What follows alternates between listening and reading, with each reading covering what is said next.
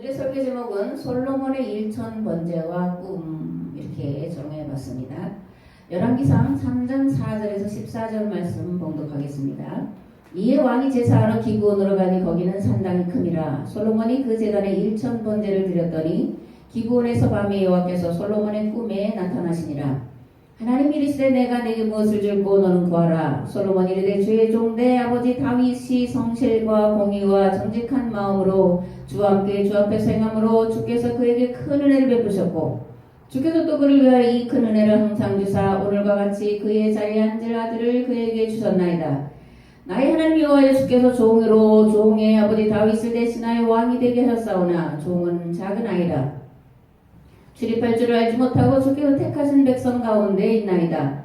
그들은 큰 백성이라 수요가 많아서 셀 수도 없고 기록할 수도 없사오니 누가 주의 이 많은 백성을 재판할 수 있사오리까. 듣는 마음을 종에게 주사 주의 백성을 재판하여 선악을 분별하게 하옵소서. 솔로몬이 이것을 구하며 그 말씀이 주의 마음에 든지라. 이 하나님이 그에게 이르시되 네가 이것을 구하도다. 자기를 위하여 장수를 구하지 아니하며 부도 구하지 아니하며 자기 원수의 생명을 멸하기도 구하지 아니하고 오직 송사를 듣고 분별하는 지혜를 구하였으니 내가 네 말대로 하여 네게 지혜롭고 총명한 마음을 주노니 네 앞에도 너와 같은 자가 없었거니와 네 뒤에도 너와 같은 자가 일어나며 없으리라. 내가 또 네가 구하지 아니한 부귀와 영광도 네게 주노니 네 평생의 왕들 중에 너와 같은 자가 없을 것이라. 네가 만일 네 아버지 다윗이 행한같이 내 길로 행하며 내 법도와 명령을 지키면 내가 또 네 날을 길게 하리라. 솔로몬이 깨어보니 꿈이더라. 일장 춘몽도 아니고 기브온 산당에서 1,000마리 짐승으로 제사를 드린 다음에 꾼 꿈이다 그러는 거예요. 몇 가지 질문을 해보겠습니다. 3절에 솔로몬이 기브온 산당에서 이제 제사를 했는데 왜 기브온 산당에서 했을까? 4절에 1천 번제가 나오는데 이건 뭐냐? 6절에 솔로몬이 다윗의 뒤를 이을 아들로 하나님 주셨다 그렇게 기록하고 있는데 무슨 뜻인가? 15절에 솔로몬의 꿈 어떻게 해석하는 것이 옳은가? 이런 문제점을 가지고 말씀을 전하려고 하는데 이런 문제를 다루기 전에 먼저 알아야 될 중요한 것 한 가지가 있습니다. 그건 뭐냐면 흐름을 아는 거예요. 어떤 흐름을 아냐? 이스라엘과 역사의 흐름을 아는 일이에요. 그러니까 전체에서 부분을 보자 그런 얘기입니다. 구약과 이스라엘의 역사를 크게 두 흐름으로 나눌 수 있는데 하나는 율법서와 예언서로 이어지는 전통과 다른 하나는 율법서와 역대기로 이어지는 전통인데 율법서, 예언서, 복음서로 이어지는 것을 헤브라이즘이라고 말하고 율법서, 역사서, 탈무드로 이어지는 것을 유다이즘 이렇게 이제 말합니다. 헤브라이즘 전통이 뭘까? 시내산 계약법과 정신을 따라서 거룩한 삶을 실천하는 것, 그것이 헤브라이즘 전통이고 유다이즘 전통은 다윗 계약에 따른 왕정신학, 성전신학, 제사신앙을 조항과 형식으로 지키는 것을 말합니다. 이 두 큰 부류가 이스라엘 역사와 그리고 교회서 속에도 여전히 흐르고 있다는 큰 흐름을 우리가 짚어봐야 다윗 솔로몬 계속해서 말씀드리는데 다윗 솔로몬이 도대체 무슨 짓을 했는지를 분명하게 파악을 할 수가 있습니다. 또 두 부류의 예언자가 있다는 것도 우리가 알아야 됩니다. 하나는 시내산 계약법을 따라 거룩한 삶을 살라고 선포하고 가르친 예언자와 나단이나 갓처럼 왕의 참모가 되어서 왕정신학, 성전신학, 제사신앙을 가르치고 지키게 한 궁중예언자 또는 거짓 예언자가 있다는 겁니다. 제사장도 마찬가지로 두 부류로 나누는데 시내산 계약 전통을 따라 아론의 지파에서 세움받은 제사장이 있고 왕의 명을 따라 세움받은 제사장이 있는데 특별히 사독이 이제 그런 거죠. 그래서 솔로몬 때의 아비아달은 엘리 제사장 가문의 제사장으로 시내산 계약법의 뿌리를 둔 자였고 사독은 기브온 산당에 즉 이방 신전에서 제사하던 제사장 출신으로 시내산 계약법과 그 정신에서는 전혀 상관이 없는 자였다는 것을 우리가 알아야 됩니다. 열왕기상 2장에 보면 이렇게 되어 있습니다. 왕이 제사장 아비아달에게 이르되 네 고향 아나돗으로 가라. 너는 마땅히 죽을 자이로되 네가 내 아버지 다윗 앞에서 주 여호와의 괴를 메었고 또 내 아버지가 모든 환난을 받을 때에 너도 환난을 받았은즉 내가 오늘 너를 죽이지 아니하노라 하고 아비아달을 쫓아내어 여호와의 제사장 직분을 파면하니 여호와께서 실로에서 엘리의 집에 대하여 하신 말씀을 응하게 함이더라. 이렇게 아비아달이 나오고 아비아달의 고향이 아나돗이다 이렇게 나옵니다. 아나돗은 아비아달의 이제 고향이죠. 근데 아나돗 출신의 예언자가 하나 있습니다. 유명한 아나돗 출신의 예언자 누굴까? 예레미야입니다. 또 신명기 예언자들이 나오죠. 이들은 또 누굴까? 예레미야의 제자예요. 이렇게 놓고 보면 이 에레미야의 제자들인 신명기 예언자들은 고향으로 아나돗으로 쫓겨간 레위 지파의 아비아달이 뿌려놓은 씨앗이 싹이 나고 자라서 맺은 열매들이었다. 이렇게 우리가 볼 수가 있습니다. 아멘. 아비아달의 아버지는 누굴까? 아히멜렉이에요. 사무엘상에 보면 사울이 다윗이 어디 숨었는지 알려줘라. 이제 그렇지 않으면 죽이겠다. 이렇게 할 때 이제 다윗이 도망다니죠. 그런데 도망다니다가 이제 이 아히멜렉이 제사장으로 있는 곳에 갑니다. 사울이 기브와 변들이 미그론에 있는 석류나무 아래에 머물렀고 함께한 백성 600명가량이며 아히안 에봇을 입고 거기 있었으니 그는 이가봇의 형제 아히두베 아들이요 비느하스의 손자요 실로에서 여호와의 제사장이 되었던 엘리의 증손이었더라. 사무엘상 22장에 보면 아히두베 아들 아히멜렉의 아들 중 하나가 피하였으니 그의 이름은 아비아달이라. 또 23장에 보면 아히멜렉의 아들 아비아달이 그일라 다윗에게로 도망할 때에 손에 에봇을 가지고 내려왔더라. 이런 말씀들을 정리하면 아비아달은 엘리, 비느하스, 아히멜렉, 아비아달 이렇게 이어진 아론 지파의 제사장이었다는 거예요. 시내산 전통에 서 있는 제사장이었다 그거예요. 그런데 이제 이 쫓겨나게 되는 거죠. 사독이 이제 많이 나옵니다. 다윗 솔로몬으로 이어지면서 사독, 그 다음에 이제 바벨론 포로기에 들어오면서 사두개 파들이 이제 등장하는데 이 사독은 누구냐? 지난번에도 말씀드렸지만 기브온 산당에서 제사를 집례하던 이방 신전의 제사장이었어요. 기브온이 어디죠? 기브온은 여호수아와 이스라엘 백성들이 이제 여리고로 들어가서 하나님의 법을 선포하니까 스스로 무너지죠. 그 이야기를 듣고 또 다른 지역들로 이제 가면서 이스라엘이 이기는 것을 보고 여부수 족속의 이제 대표들이 스스로 여호수아에게 와서 이제 우리가 이스라엘 당신이 선포하는 법을 받아들이겠습니다. 이렇게 해서 이제 여호수아가 그들을 이스라엘 가운데 살게 합니다. 그 땅을 이제 이스라엘 백성들이 정복하지 못하도록 그렇게 보호를 해주죠. 그런데 이제 이 여부수 사람들이 사는 이 기브온 여기를 다윗이 이제 군사력을 동원해서 정복을 해요. 그리고 자기 이름을 따서 다윗산성으로 이렇게 바꿉니다. 기브온은 난공불락의 요새예요.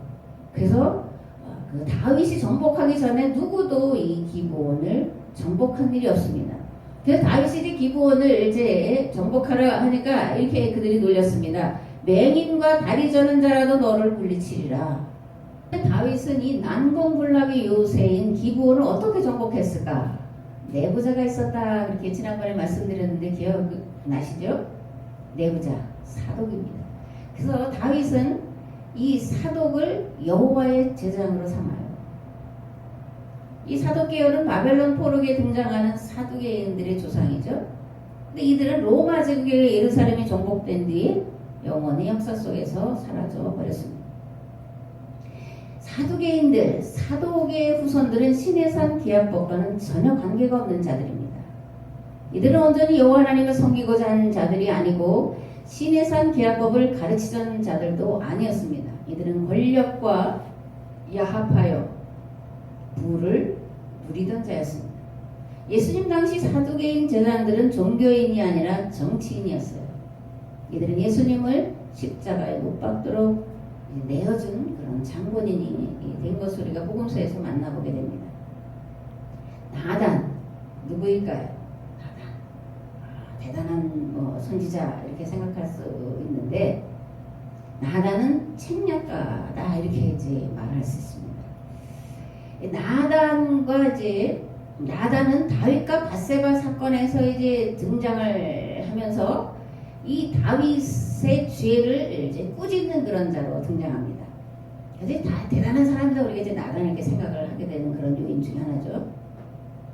그 나단이 다윗에게 가서 네가 밧세바와 저지른 죄는 하나님이 용서하실 수 없는 죄다 뭐 이렇게 꾸짖으니까 이제 다윗이 이제 회개하는 그런 장면이 나와서 많은 사람들이 이것 때문에 회개하고 뭐 그러는 것도 있는데 어쨌든 이 나단은 교활한 밧세바와 또는 교활하게 밧세바와 야합해서 솔로몬을 왕으로 옹립하는 그런 일을 주도적으로 하는 자입니다.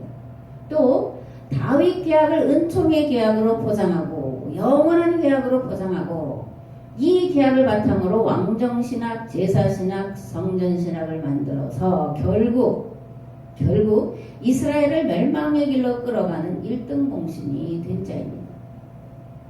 이런 부분들을 우리가 생각을 하고 오늘 이제 말씀을 같이 나눠봐야 이게 뭔 얘기인가 그렇게 이해가 되려 생각해서 이렇게 앞부분에 전제를 많이 했습니다.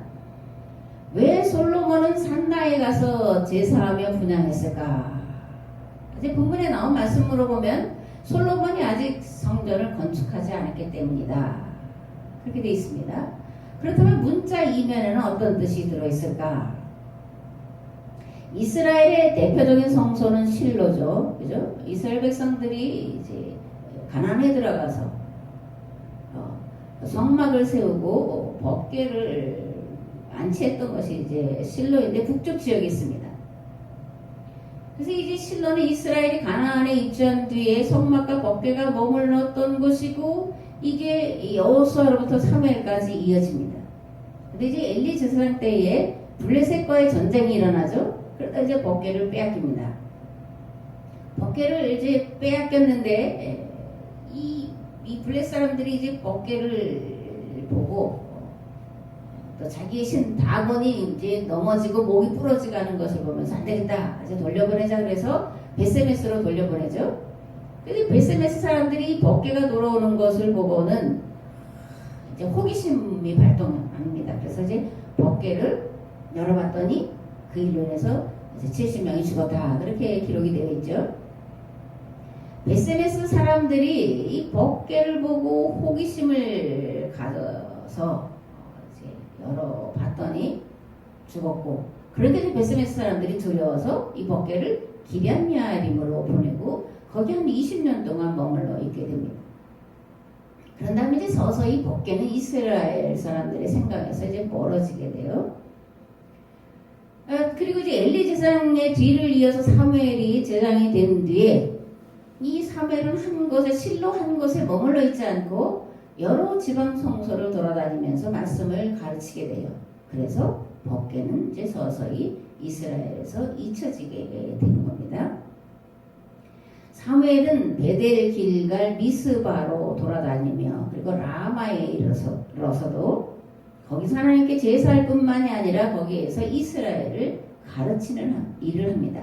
그러니까 베델, 길갈, 미스바, 라마, 나옳 여기는 다 북쪽 지방에 있는 지방 성소의 유명한 지방 성소였고 이 사무엘은 여기에서 계약법을 철저히 가르치는 일을 했기 때문에 잊혀져 간 거예요.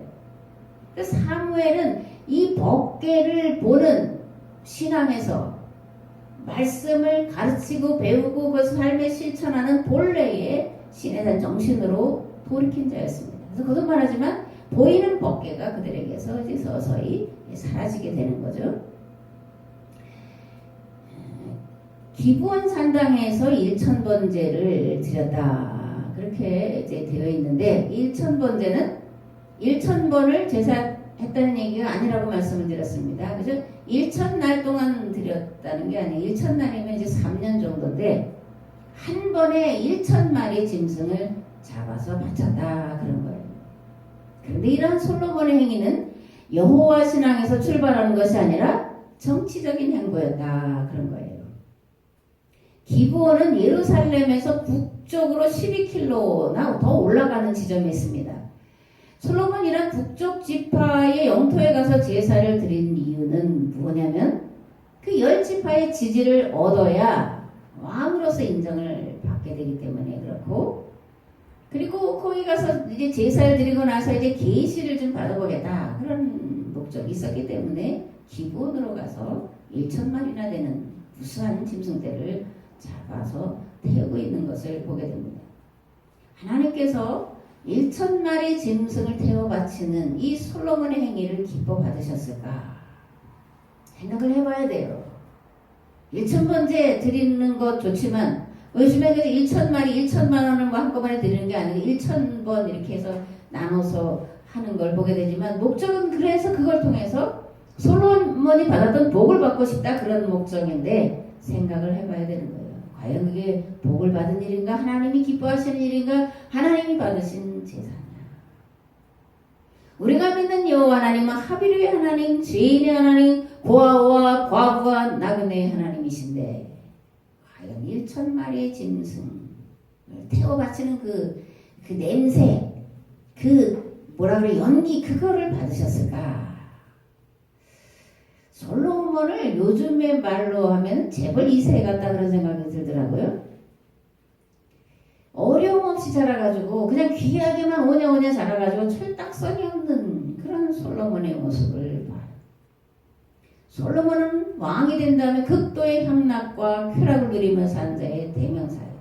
그걸 앞에서 읽은 대로 하나님이 부를 주고 뭘 줬다 이렇게 말하는데 돌아봐야 되는 거예요. 과연 그렇게 말하고자 하는 것인가? 이제 뒤집어 봐야 되는 거죠.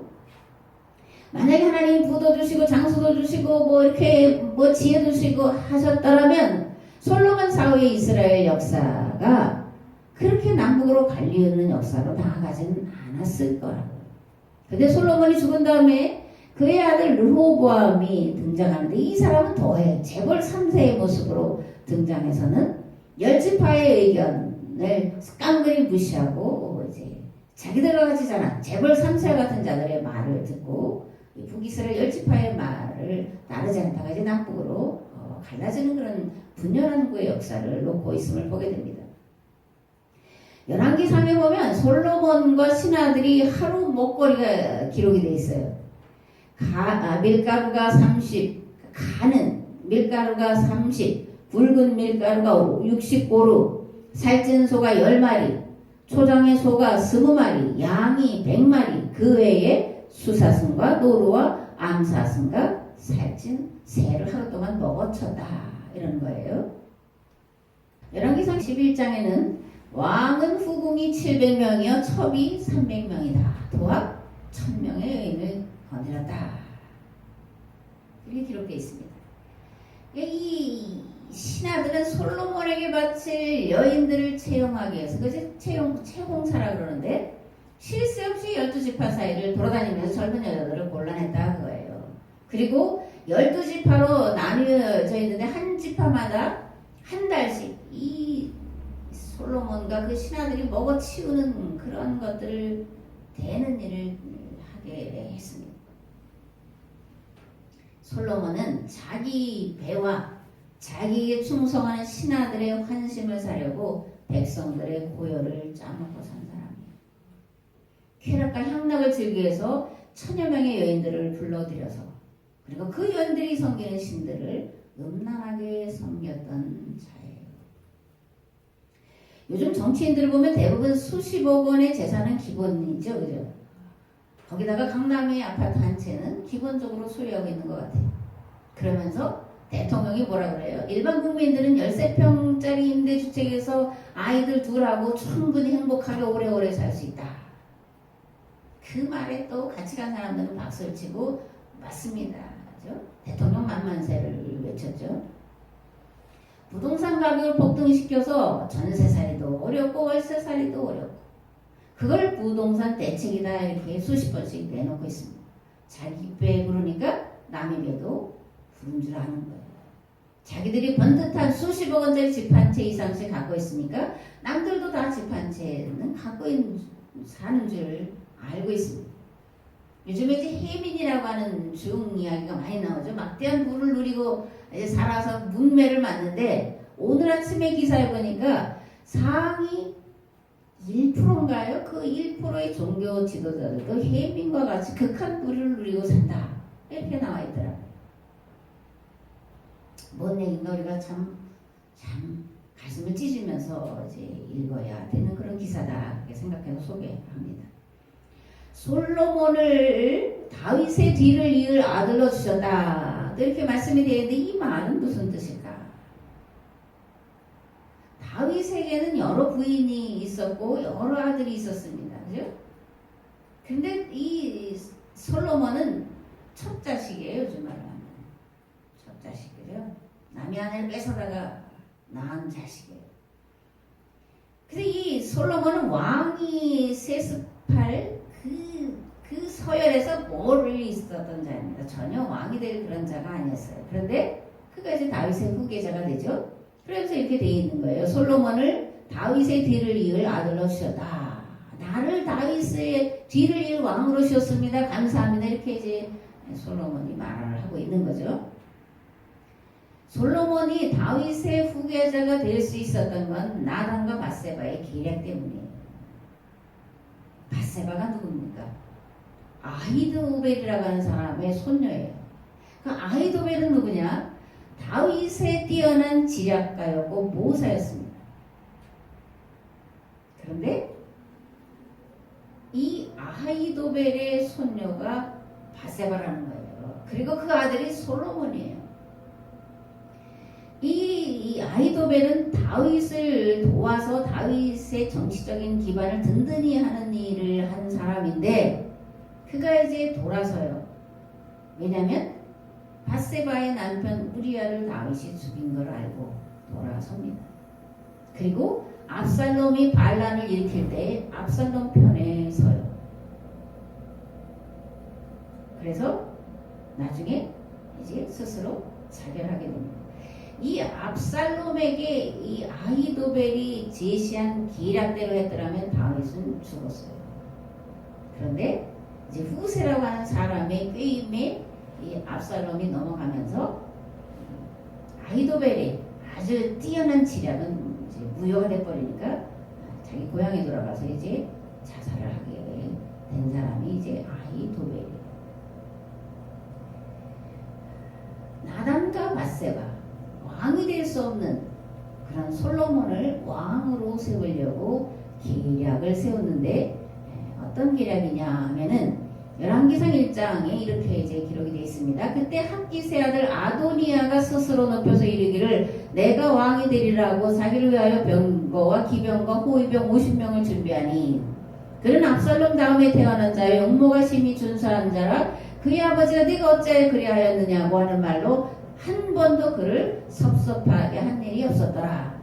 아도니아가 수리아의 아들 요압과 제사장 아비아달과 모이하니 그들이 따르고 도우나 제사장 사독과 여호야다의 아들 분하야와 선지자 나단과 시므이와 레이와 다윗의 용사든 아도니아와 같이 하지 아니하였더라. 아도니아가 에느로겔 근방 소헬렛 바위 곁에서 양과 소와 살찐 송아지를 잡고 왕자 곧 자기의 모든 동생과 왕의 신하된 유다 모든 사람을 다 청하였으나 선지자 나단과 푸나야의 용사들과 자기 동생 솔로몬은 청하지 아니하였더라. 나단이 솔로몬의 어머니 밧세바에게 말하이르되 학기세 아들 아도니아가 왕이 되었음을 듣지 못하였나이까 우리 주 다윗은 알지 못하시나이다. 이제 내가 당신의 생명과 당신의 아들 솔로몬의 생명을 구할 계책을 말하도록 허락하소서. 당신은 다윗 왕 앞에 들어가서 아뢰기를 내 주 왕이여 전에 왕이 여종에게 맹세하여 이르시기를 내 아들 솔로몬이 반드시 나를 이어 왕이 되어 내 왕이 앉으리라 하지 아니하셨나이까? 그런데 아도니아가 무슨 이유로 왕이 되었나이까 하소서. 당신이 그렇게 말할 때 나도 들어가서 당신의 말이 맞습니다라고 하겠습니다. 이렇게 계략을 세워요. 그래서 바세바가 나단이 알려준 대로 침상에 누워있는 다윗에게 들어가서 눈물로 호소를 하게 됩니다. 나와 내 아들이 죽게 되었으니 살려주세요. 그러면서 하나님께 맹세했다 이런 말로 맹세 하나님께 했으니까 지켜라 이렇게 이제 압력을 넣습니다.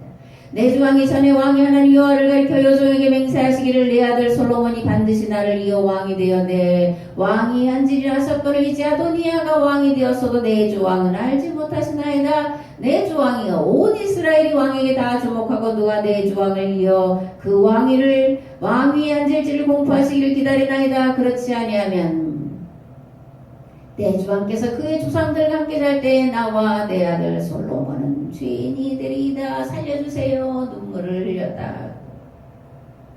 바세바가 이 말할 때 이제 나단이 들어오죠. 맞습니다. 이렇게 말. 그러니까 다윗이 뭐라 그래요? 내 생명을 모든 나라에서 구하신 여호와께서 살아계심을 두고 맹세하노라. 하나님의 이름으로 맹세라고 했습니다. 내가 이전에 이스라엘 하나님 여호와를 가리켜 내게 맹세해 이르기를 내 아들 솔로몬이 반드시 나를 이어 왕이 되고 나를 대신하여 내 왕이 앉으려 하였으니 내가 오늘 그대로 행하리라. 그러니까 바세바가 얼굴을 땅에 대고 소라며 말합니다. 내 주 왕은 만세수를 하옵소서. 다윗왕 만만세. 이렇게 했다라고 적고 있다라는 얘기예요. 그리고 나서 다윗이 이제 제상 사독과 선지자 나단과 여호와의 야다의 아들 부나야를 부르죠. 그래가서 내 아들 솔로몬을 내 노새에 태워서 기혼으로 가가지고 거기서 사독과 나단이 그에게 기름을 부어 이스라엘 왕으로 삼아라. 내가 이제 솔로몬을 유다의 통치자로 지명했다. 이렇게 말합니다. 그러니까 왕의 명령을 받고 사독과 나단과 분야야 등이 왕의 노새에 솔로몬을 태우고 가서 그래서 사독과 나단이 솔로몬의 머리에 기름을 붓고 이스라엘의 왕이 됐다 이렇게 선포합니다. 나단과 바세바가 이제 계략을 세웠다 그렇게 앞에서 말씀드렸죠. 그리고 다윗은 바세바에게 약속을 했다, 맹세했다 이렇게 나와 있는데 거슬러 올라가 사무엘 하십기장에 보면 다윗과 바세바의 그 유명한 불륜 이야기가 기록이 되어 있어요. 그리고 나단이 이제 다윗을 무섭게 책망하는 이야기가 있습니다. 바세바의 남편 우리야는 햇사람이에요. 그리고 다윗이 사울을 피해 도망다니던 때부터 함께하면서 이 다윗을 도운 30명의 장수 중에 한 사람이에요. 그리고 충직한 후였습니다. 그런데 다윗은 그런 우리야를 죽이고 바세바를 아내로 삼은 거죠. 다윗은 처음부터 자기의 정권을 굳세게 세운 사람이 아니에요. 여러 반란들이 있었는데 특별히 이제 아들 압살롬의 반란 사건이 있었습니다. 그 뒤에도 이제 여러 반란이 있었고 다윗이 하는 일이 시내산 기합법과 다르기 때문에 특별히 북쪽의 열집파는 다윗을 탐탁하게 여기지 않았던 것을 볼 수 있습니다. 이럴 때도 이제 전쟁이 한창 벌어지고 있었는데 이 전쟁에 나가서 싸우는 우리아의 아내 바세바를 꿰어가지고 꼬임에 넘어갔는지 꿰었는지 동침하는 사건이 일어나고 아이를 갖는 사건이 일어나죠. 그래서 우리아를 죽는 자리로 내보내서 이제 죽게 해요. 이 우리아가 어떤 사람인지 전쟁터에 나가 있는 사람들은 다 알아요. 그런데 죽었어요. 그것도 그런 다음에 이제 정식적으로 이제 바세바를 자기 부인이다 이렇게 하는 걸 들을 때 그 사병들이 어떻게 했어요? 목숨을 걸고 다윗 왕권을 위해서 싸웠는데 그 충성된 부하의 아내를 하루아침에 뺏고 그를 죽이게 한 이것을 들을 때에 이 사병들의 마음이 흔들리게 되는 거죠. 내 아내도 빼앗길지 모른다. 불안하게 되는 거죠. 정권이 무너질 위기에 처한 것을 이 계략가인 나단이 아는 거죠. 그래서 급하게 다윗에게 뛰어들어가가지고 이렇게 책망하는 투로 이렇게 이야기를 하는 겁니다. 그러면서 흩어질 수 있는, 무너질 수 있는 다윗의 왕이 왕권을 추스립니다.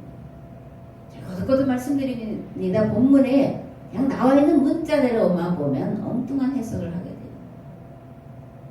근데 실상은 이렇다라는 것을 신명기 예언자들이 기록을 하고 있는 거예요. 눈물로. 사무엘하 12장에 보면 이제 나단이 다윗의 잘못을 지적하죠. 그랬더니 이렇게 말해요. 내가 여호와께 죄를 범하였노라. 요거 한번 생각해 봅시다. 내가 여호와께 죄를 범하였노라. 이거 맞을까요? 틀릴까요? 내가 여호와께 죄를 범하였노라. 밧세바의 남편 우리아를 죽여놓고 내가 여호와께 범죄했다 이렇게 말합니다. 이게 맞는 회개일까요?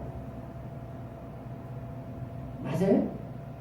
미량, 계속 얘기하죠. 미량, 기독교의 회개와 용서, 말짱, 거짓말이야, 거짓말이야, 다 뻥이야 이렇게 나오잖아요. 미량에. 기독교가 말하는, 오늘 우리가 말하는 회개와 하나님께 회개하면 용서받았다고 하는 이것은 기독교의 회개와 하나님의 용서를 왜곡하고 희화화하는, 우습게 만드는 거예요. 다윗이 어떻게 회개했어야 되냐고요?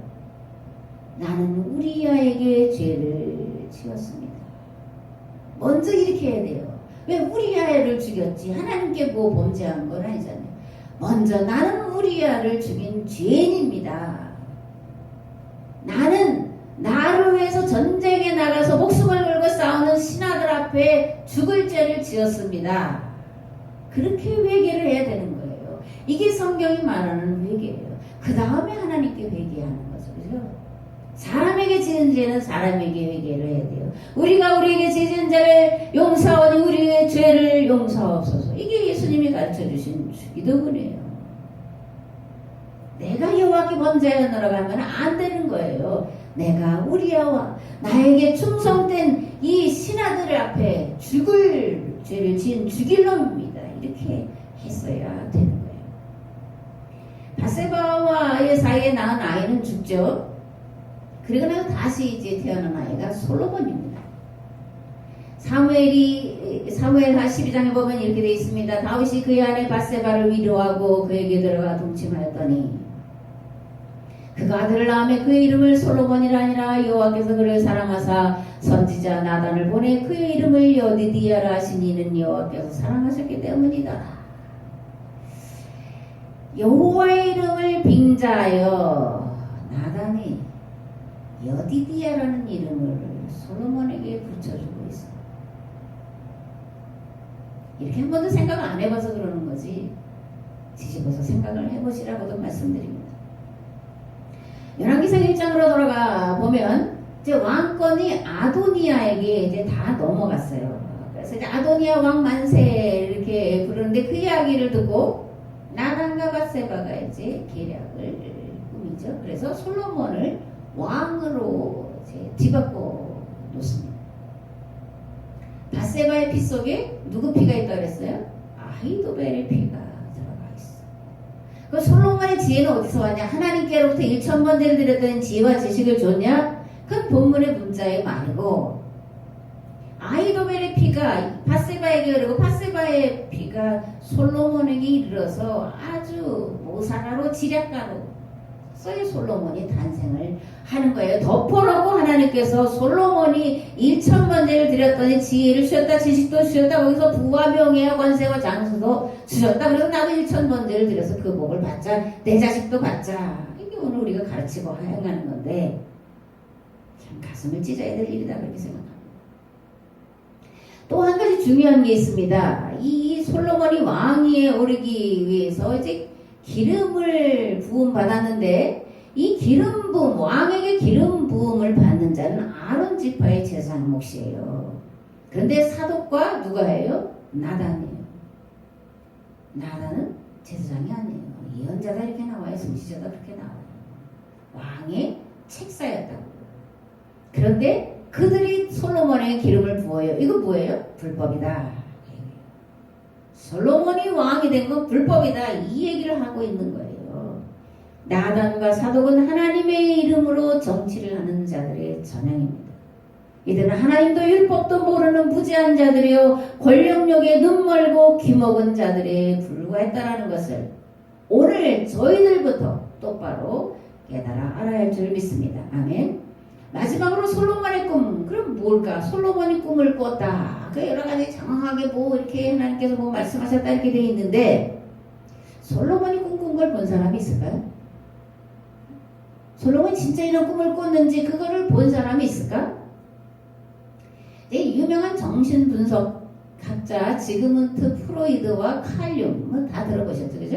이들은 꿈을 뭐라 그랬냐면 무의식과 의식의 상호작용이다. 그렇게 이제 말을 합니다.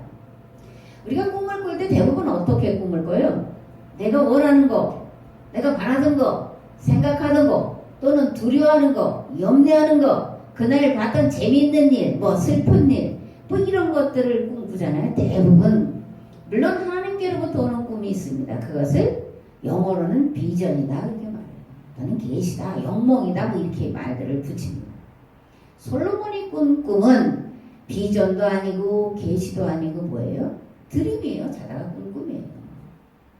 자기의 평상시에 되고 싶은, 이루고 싶은, 원하고 싶은 욕망의 투사가 기부원산당에서 1,000마리 짐승을 태워드리고 난 다음에 잠들어서 꾼 꿈이었다. 어떻게 이렇게 단정적으로 말할 수 있냐고요? 하나님이 지혜와 계시를 주었는데 솔로몬같이 부를 누리고 명예를 누리고 장수를 누리는 왕이 없었다고 성경이 되어 있는데 성경을 어떻게 해석하냐? 잘못된 거 아니냐? 이렇게 말할 수 있죠.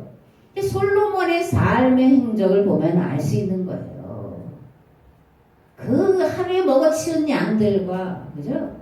12지파 이 강원도의 그 땅만큼, 그리고 거의 살 수 없는 땅, 아주 적은 지역만 농사 지을 수 있고 양을 키울 수 있는 그 척박한 이스라엘을 12로 나누어서 한 달에 쓸 양들을 한 지파에게 제공하라고 했는데 하루에 먹어치우는 양이 이렇게 많은데 어떻게 그것을 그들이 다 담당했겠냐고요. 고혈을 짜내는 거예요. 그래서 고혈을 짜낸 겁니다. 동학혁명이 일어난 것도 그죠? 고혈을 짜냈기 때문에 그렇잖아요. 탐관오리. 솔로몬 사후의 이스라엘은 남과 북으로 나뉘어지는 거예요. 성경을 문자대로만 읽고 문자대로 해석하는 것은 크게 잘못되는 거예요. 계속해서 문자대로만 읽고 문자대로만 해석하면 무서운 심판이 기다리고 있는 걸 우리가 알아야 돼요. 예수님 당시 바리새인과 율법학자들 그리고 랍비들의 성경을 문자대로 해석했습니다. 율법도 조항을 만들어 지켰어요. 그 결과 예수님이 뭐라고 말씀하셔요? 일기는 알면서 시대의 징조를 모르는 미련하고 악한 자들이다. 저주받아라. 하나님도 성경도 모르면서 안다고 하는 자들아, 너희들은 다 거짓말이다. 저주받아라. 화 있을 진저 의식하는 서기관과 바리새인들이여, 너희는 천국문을 사람들 앞에서 닫고 너희도 들어가지 않고 들어가려 하는 자도 들어가지 못하게 하는도다. 화 있을 진저 의식하는 서기관들과 바리새인들이여, 너희는 교인 한 사람 얻게 하여 바다와 육지를 두루 다니다가 생기면 너희보다 배나 더 지옥 자식이 되게 하는도다. 뱀들아 독사의 새끼들아, 너희가 어떻게 지옥의 판결을 피하겠느냐. 내가 진실로 너에게 이르는 이것이 다 이 세대에 돌아가리라. 예루살렘아 예루살렘아, 선지자들을 죽이고 네게 파송된 자들을 돌로 치는 자여, 암탉이 그 새끼를 날개 아래 모음같이 내가 네 자녀를 모으려 한 일이 몇 번이더냐. 그러나 너희가 원하지 아니하였도다. 보라, 너희 집이 황폐하여 버려진 바 되리라. 예수님의 탄식 소리가 들리십니까? 개역 파기의 소리가 들리십니까? 들으셔야 되고 들으시기를 예수 그리스도의 이름으로 축복합니다.